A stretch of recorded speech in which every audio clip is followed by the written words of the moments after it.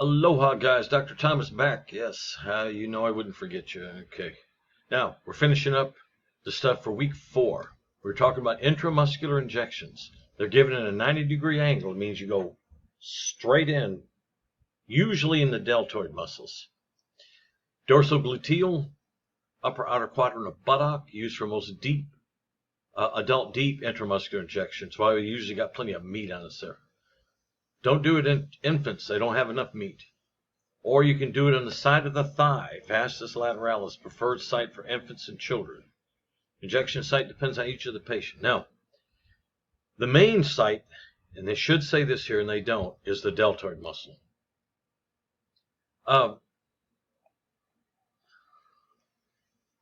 Here it is. Okay, let's just go on. We'll get into it. Okay, ventral gluteal means up the outer part of the butt. May be used for any age, relatively free of major nerves and blood vessels.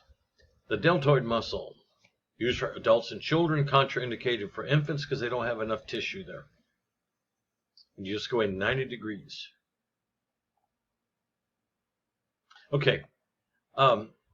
Here it said, guys, use the upper outer quadrant of the buttock. Here's the problem.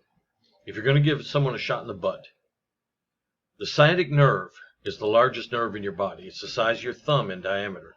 And it goes down under the gluteal muscles. You must stay away from that.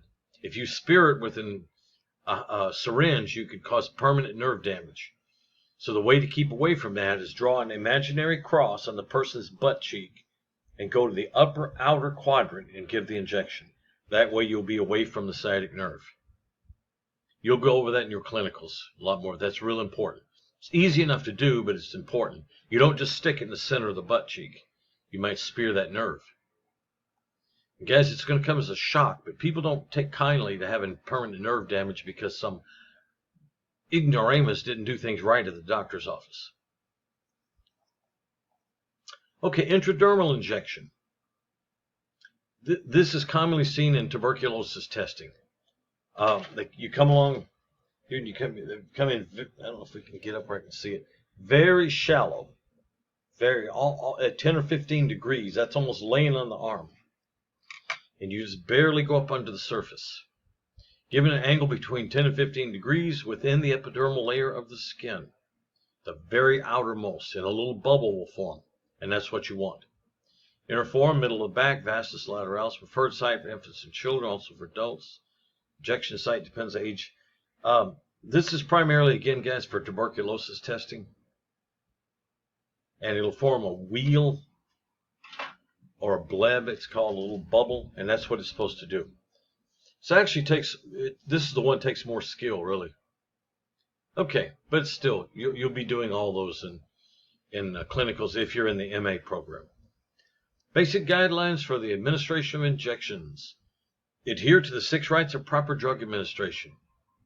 If you don't know those guys, go back and memorize them. You got to know them. Select the appropriate needle or syringe unit.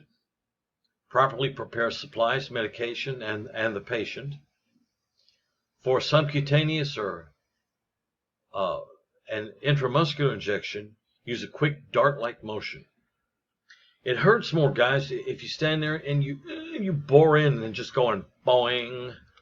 It's much less painful. There's hardly any pain at all. I know you probably get tired of hearing that, but there's not. The reason I always say that, when I was a kid, they didn't have disposable syringes. In those days, they had to be sterilized and reused. So what did that mean? They were thick, they were bulky, big around, and they were dull. Why? Because they got dull from being used over and over again, and they had to be thick so they'd be strong enough to be used over and over again. Much more painful than what they got now. Nowadays, you barely feel it. So yes, now in the epidermal, intradermal, you use a slow, because it's a special technique. The other one's just boing, just stick it in. Okay, and we also aspirate. Now what that means is, once you've stuck it in, boing, you pull back on the plunger a little bit and see if it draws out any blood. It shouldn't. But just in the event that you speared a vein or something there, you got to check for it. If not, go ahead, then you can finish administering the medication.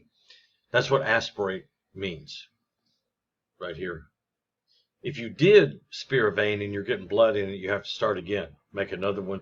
Put that one in the sharps container. Start, make another one, and do it again. Basic guidelines for the administration of injections. Remove needle quickly and smoothly. That doesn't hurt at all. Massage the site for most injections. Depending on what the medication is, and you do not, the intradermal you don't massage, but the other ones. With like, you have like a cotton and you just kind of observe patient for reactions, document properly.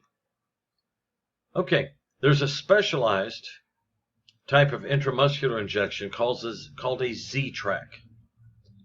Ztrac method of intramuscular injections. Used for medication that can be irritating to subcutaneous tissue. May be used to decrease pain caused by certain medications. Recommended sites, dorsal gluteal, it's in the butt.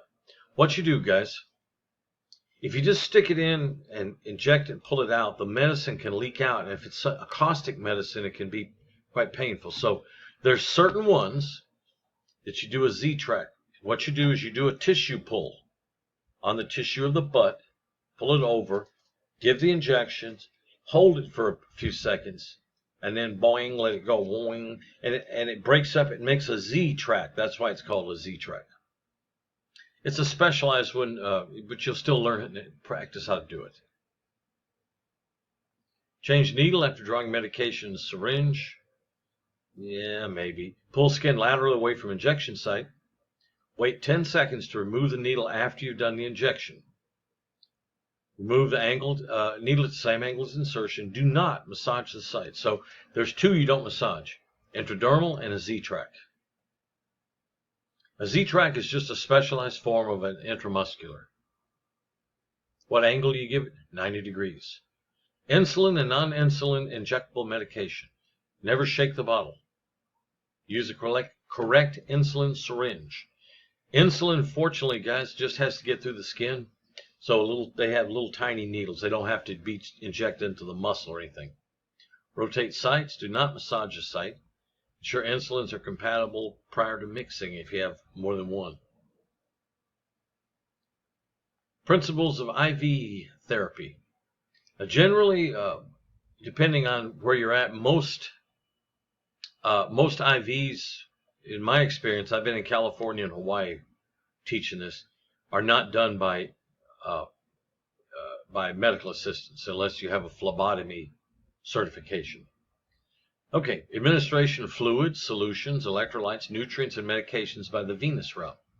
Most of the time, guys, when you're in the hospital, they'll go ahead and put an IV in you. One thing is they'll drip a little saline in there, a little isotonic salt water, but also it gives them a route in case you need to be administered medication. They don't have to keep sticking with the needle. They give the injection into the IV. Advantages: direct medication route right into the bloodstream. Immediate delivery, absorption into the bloodstream. Reliable for unconscious, nauseated, or vomiting patients. Most people, when you're in the hospital, you'll have an IV in you. Disadvantages of having it: fluid overload. If you got it dripping too fast, you can get too much fluid. An air embolism can form, which is an air bubble, which can be serious. Septicemia, if you don't use proper sterile technique, you can get blood poisoning from it, or an infection. Infiltration by air or other substances. Phlebitis, it can irritate the vein. Thrombophlebitis, it can irritate the vein and cause a blood clot at the same time. Hematoma, if it starts leaking. A hematoma, an oma means tumor, but it's a blood mass under the tissue.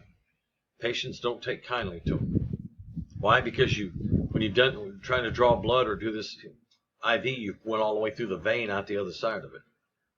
It can clot on you. It can be painful and discomfort. A patient can have a hypersensitivity reaction. Yeah, and they can be a little painful. I guess you get used to them when you're admitted to a hospital. Okay, guys, according to the instructions for week 4, we stop at slide 40. So we stop here because the others are on substance abuse, and I guess we'll cover that probably the next week. All right, guys, so we're going to stop here. Be sure to watch these, read this stuff, get a feel for it. You need to know it. Even if you're in medical office management or billing and coding, you still need to know all this stuff. So we'll see you next time. Dr. Tom's going to sign off.